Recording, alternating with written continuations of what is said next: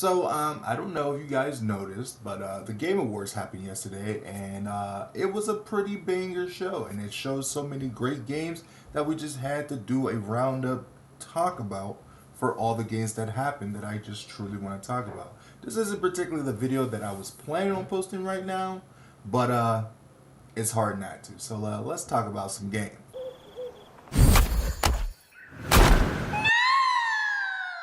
The first game we gotta talk about is Usual June, a new character-driven action-adventure game that's a hack and slash where you use crystal-like powers to solve mysteries, and I love the pro tag. She is really cool. I like her design. I like that we're getting a lot more black character representation in video games, and along with real black hairstyles in the games along with them, which is great to see.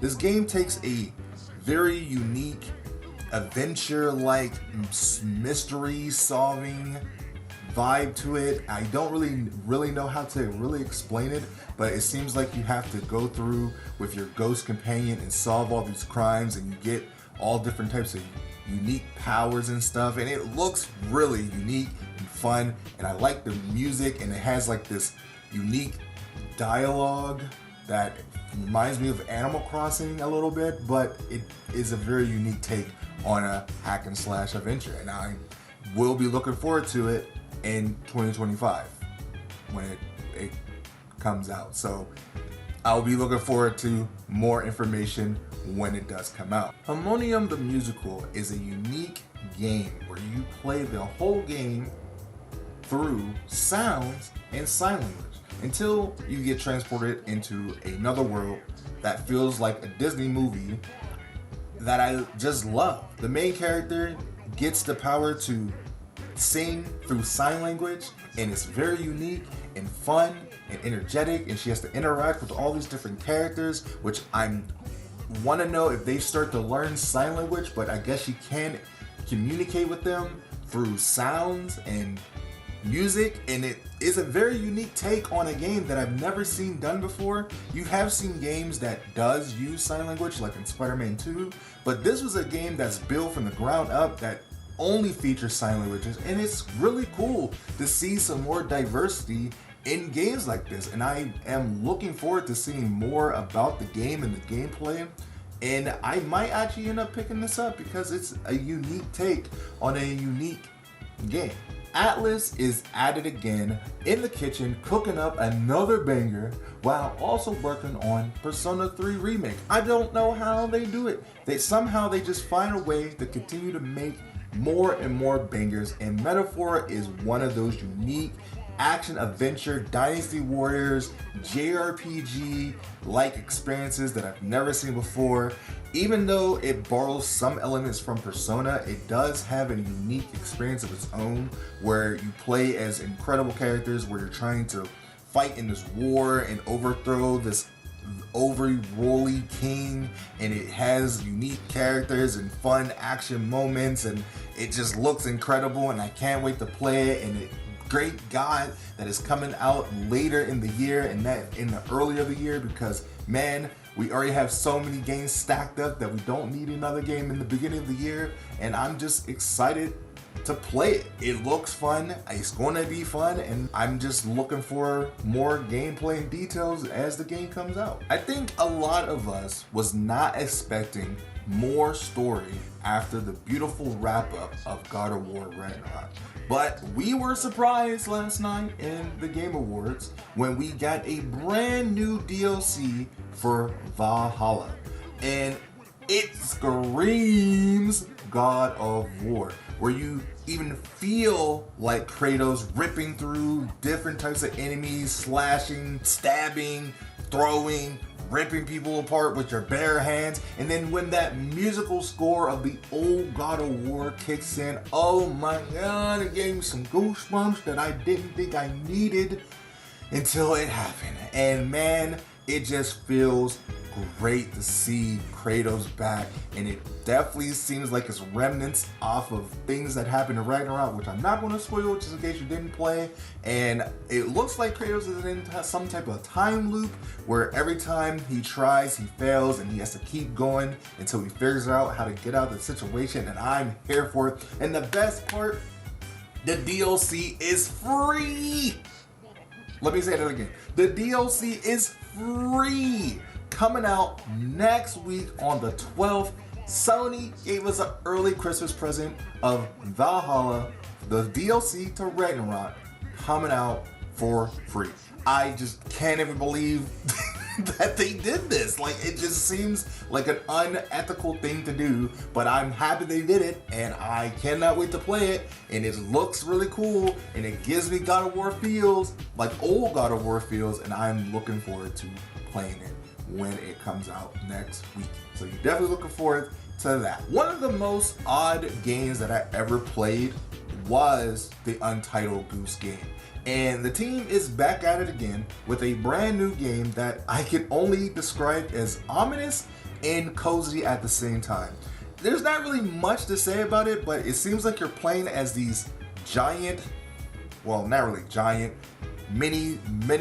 tiny, drinking, tipping bird toys. You remember those things? I don't know if you guys remember those things, but they used to tip over and drink the water and tip back over. And it looks like you're playing with these, and it has a very unique, amazing musical score that I really like, but also it's just a really unique and weird game.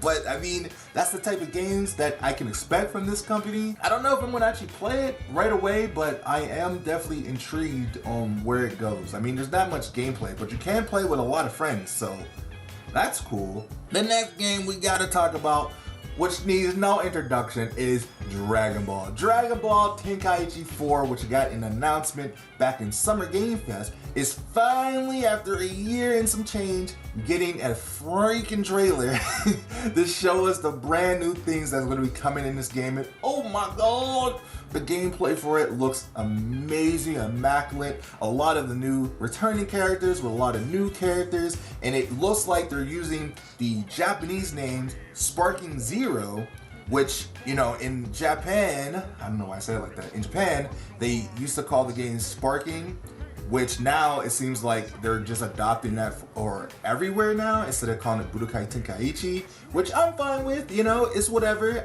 As long as I get to play new Tenkaichi, I'm okay with it as a Dragon Ball fan, and it's good to just see this game in motion and all the effects and fighting and beam clashes, knocking away a Kamehameha. What the heck is that?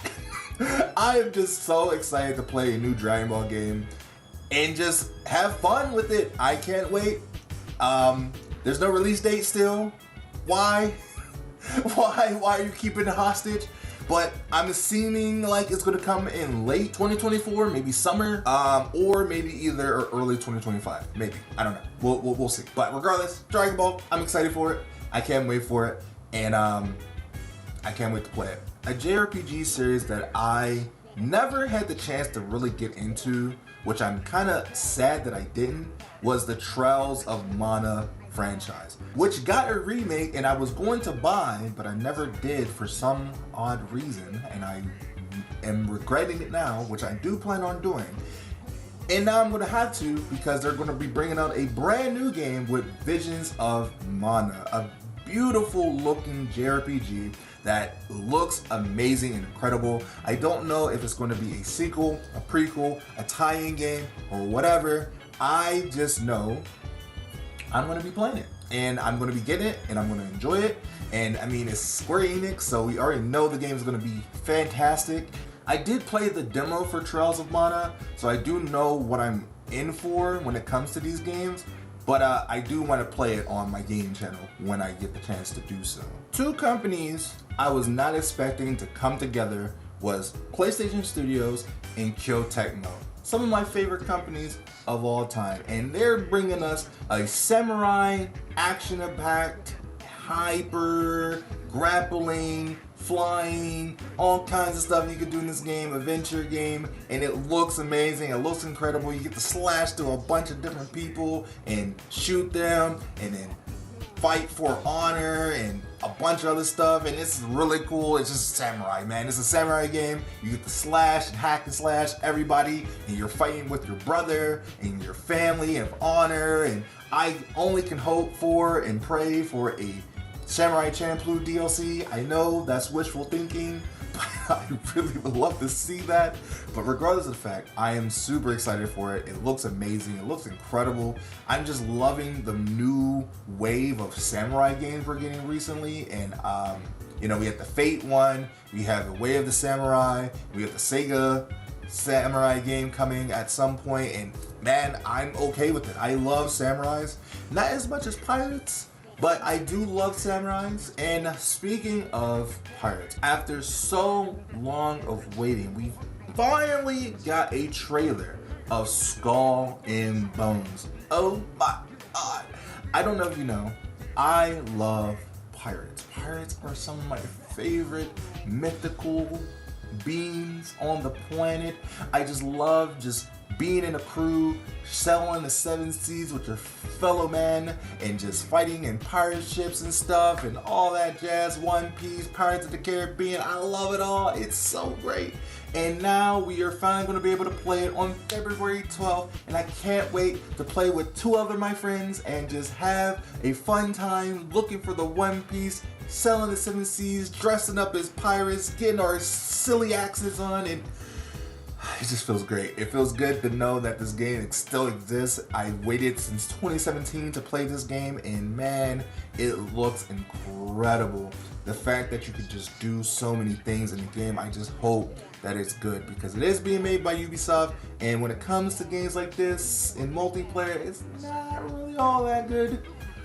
But I can only hope that it is going to be a great experience, and it's going to be fun and enjoyable and run really well, and you know, I can only hope for the best, but we'll see how it goes when it comes out in February. I can't even believe I'm about to say this, but Sega is officially back. They finally remembered that they have other franchises that's not just Sonic and Yakuza, and they're bringing us brand new games of Jet Set Radio, Shinobi, Crazy Taxi, Golden Axe, Streets of Rage, and many other games that's already in development, and they look incredible. I know incredible is the word of the choice of the video of this video. I'm sorry, I went a little crazy.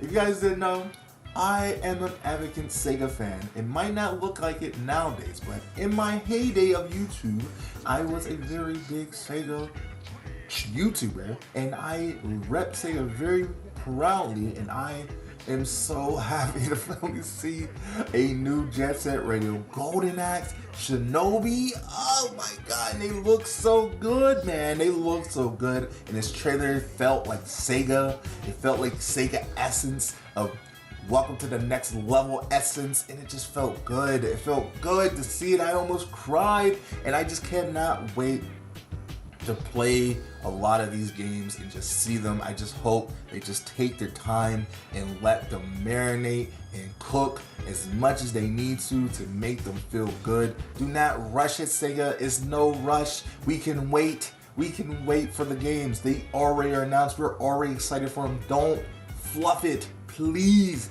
take your time. It's okay to take your time with the games. You don't have to rush it. Give the development team as much time as they need to make these games be amazing, and let them stand on the pedestal of Sonic and Yakuza again, because they deserve it. And I just cannot believe what I'm seeing, man. It was just unbelievable. I lost my shit on stream when I saw this pop up, and I just couldn't believe it. I couldn't believe my eyes, and I'm assuming a lot of other Sega fans are feeling the same way. But let me know how you guys feel.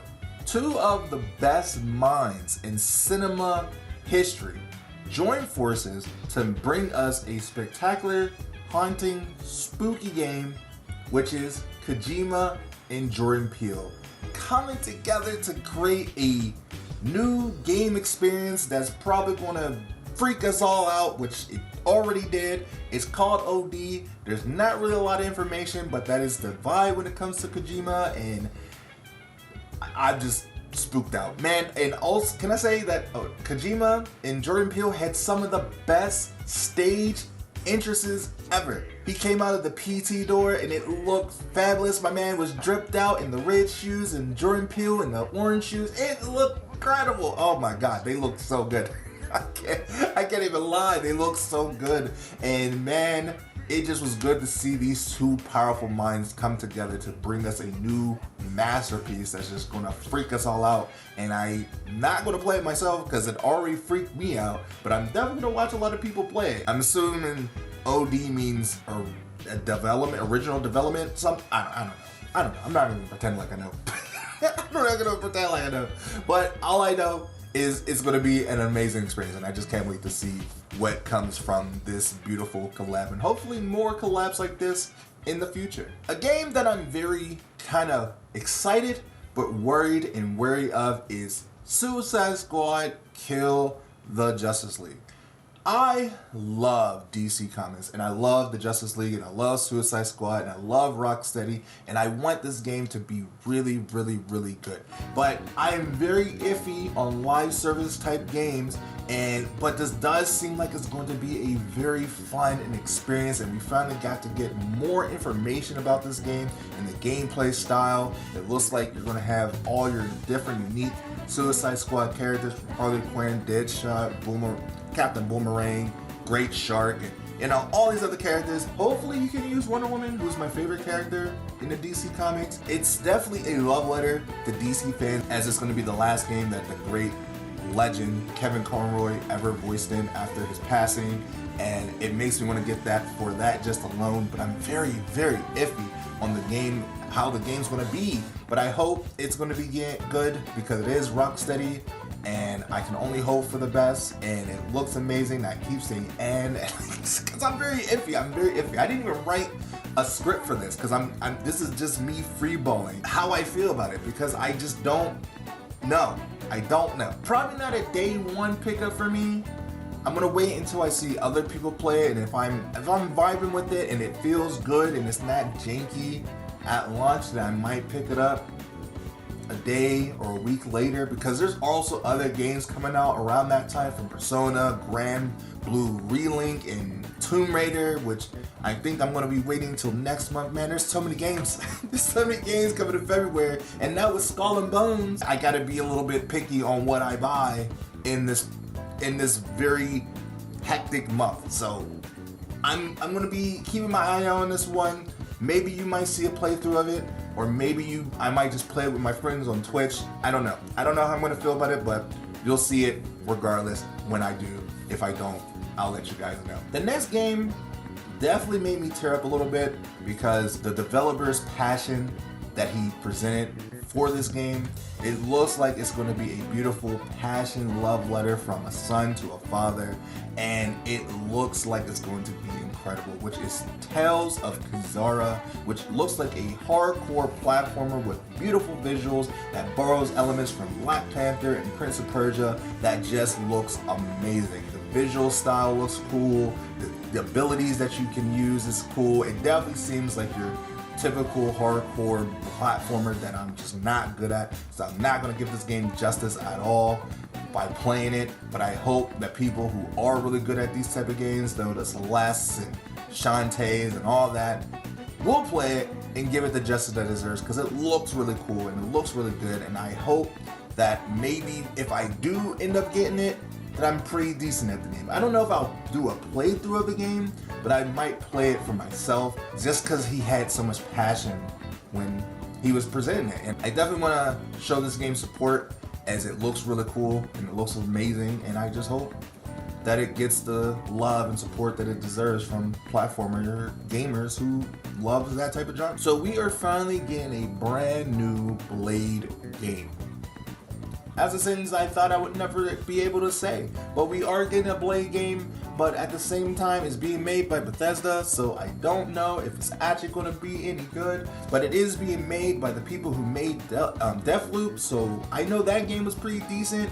So maybe this game might actually be good because Bethesda's not really developing it, they're publishing the game, but the fact that they have their hands in it does make me iffy if it's going to be good. But I hope it is, because it's Blade, and we haven't had a Blade game ever, not that I know of, and I am looking forward to it. I love that this new wave of Marvel games that's coming out, from Spider-Man to Wolverine, and now Blade, I'm here for it. I'm here for it, and I just hope that it's good. That's all I can ask for. I hope that it's good. The First Descendants is a game that I can finally enjoy the assets and appreciation for all the things they put into this game.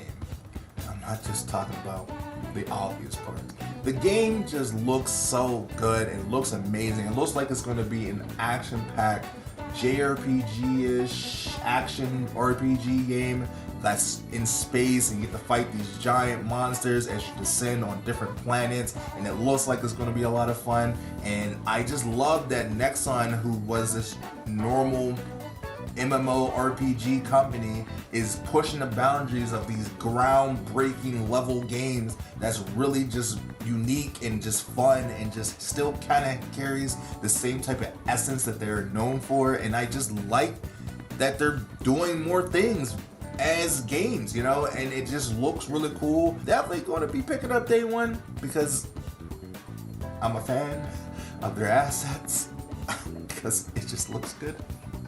And I'm just looking forward to playing the game when it does come out. And lastly, the last game that needs no introduction, my most anticipated game of the year, is Final Fantasy VII Rebirth. And oh my god.